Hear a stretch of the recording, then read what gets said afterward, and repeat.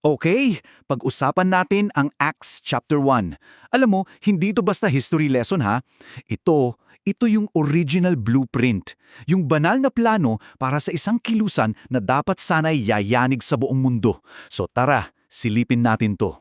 Seryoso, naisip mo na ba to? Kasi 'di ba sa mga simbahan natin, sa mga ministry, grabe yung effort. Ang daming programa, events, activities, parang walang katapusan. Pero bakit parang pagod na tayo? Pero konti lang yung power? Parang walang tunay na pagbabago? Well, yan yung diagnosis na kailangan nating tingnan. So para masagot yan, simple lang. Kailangan nating bumalik sa original design. Ano ba talaga yung huling-huling bilin ni Jesus sa mga alagad niya bago siya umakyat sa langit? Kasi alam nyo, andito yung susi sa lahat ng to. Okay, eto. Sobrang importante na mauha natin.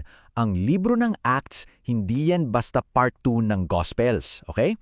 Isipin mo, kung ang Gospel of Luke ay tungkol sa sinimulang gawin ni Jesus sa physical body niya, ang Acts, ito yung ipinagpapatuloy niyang gawin. Pero this time, sa pamamagitan ng spiritual body niya, ang simbahan. Tayo yon. Pansinin niyo yung utos ni Jesus ha. Hindi niya sinabing, okay go na, gawa na kayo ng strategy. Hindi. Ang una at pinakamahalagang utos niya, maghintay. Wait. 'Di ba? Parang ang weird. Kasi salungat na salungat yan sa kultura natin na laging go, go, go, laging busy. Pero yun yung sinabi niya. Ang unang hakbang para baguhin ang mundo ay matutong maghintay sa kapangyarihan ng Diyos. At dito mo makikita yung clash, yung malaking pagkakaiba ng perspective. Yung mga alagad, anong nasa isip nila? Politika. Lord, ngayon na ba natin papalayain ng Israel? Ganon. Pero si Jesus, iba yung iniisip niya. Ang vision niya hindi lang lokal, kundi global. Hindi political, kundi spiritual. Isang pag-abot hanggang sa dulo ng mundo. Guys, ito yung thesis statement ng buong libro ng Acts. Dito umiikot ang lahat. Ito yung makina, yung divine engine na magpapatakbo sa misyon ng simbahan. Malinaw na malinaw, di ba? Ang kapangyarihan hindi galing sa talino, sa pera o sa galing ng tao. Galing lang ito sa pagbaba ng Holy Spirit. Period. Kailangan nating tandaan yan. So okay, malinaw na yung pangako ng power. Ngayon, ang tanong, paano nila to tinanggap? Ano yung naging response, yung tugon ng mga unang mananampalataya doon sa utos ni Jesus na maghintay? Isipin mo to, hindi libu-libu yung tao. Hindi ito isang malaking conference. Ilan lang sila?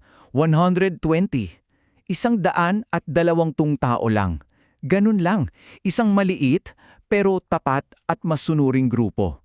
Yun lang pala ang kailangan ng Diyos para simulan yung pinakamakapangyariang movement sa buong kasaysayan.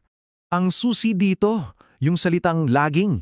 Kasi yung paghihintay nila, hindi yan passive. Hindi sila parang nakatambay lang sa, alam mo na, sa waiting shed naghihintay ng bus. Hindi. Ito yung active waiting. Puno ng desperadong panalangin at higit sa lahat, nagkakaisa sila. Dito mismo, sa ganitong klase ng paghihintay, doon ipinanganak yung kapangyarihan ng unang simbahan.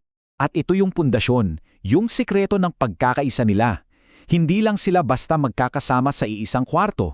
Meron silang tinatawag na koinonia. Ano to? Ito yung super deep na ugnayan, yung shared life na posible lang dahil iisang espiritu yung nasa loob nilang lahat.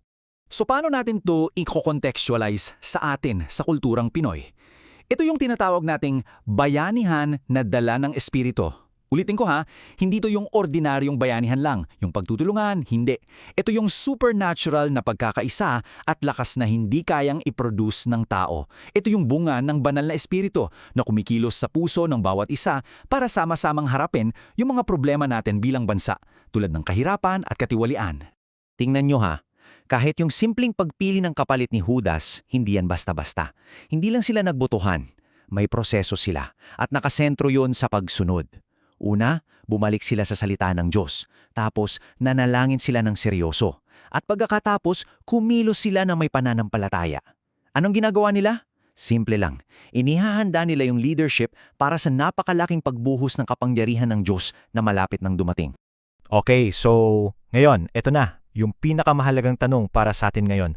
Paano natin isasabuhay ito? Ano yung direktang panawagan sa atin, sa henerasyon natin mula sa mga aral ng upper room? Ito yung kailangang nating maintindihan ng malinaw na malinaw. Ang solusyon sa pagod natin, sa kawalan natin ng power, ay hindi isa pang bagong programa. Hindi yan mas magarbong event o mas matalinong strategy. Ang strategy ay yung upper room. Yun lang. Yun ang punto. Ang tunay na source ng kapangyarihan at ng pagbabago ay yung pagbabalik natin sa lugar ng panalangin, sa lugar ng paghihintay at sa lugar ng total na pagsunod sa banal na espiritu. So ito yung hamon sa atin ngayon, sa bawat isa sa atin. Itigil na natin yung pag-asa sa mga tradisyon, sa relihiyon lang o sa sarili nating galing. Kailangan nating muling itayo ang dambana ng panalangin. Isang desperadong pananalangin na siyang magiging tunay na pundasyon ng buhay natin at ng ating simbahan. Kaya ito yung iiwan kong tanang sa inyo. May inihandang di mapipigilang pagkilos ang Diyos para sa pamilya mo, sa komunidad mo, sa bansa natin.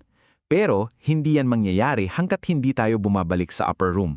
So yung tanong na lang talaga ay, handa na ba tayong sumunod?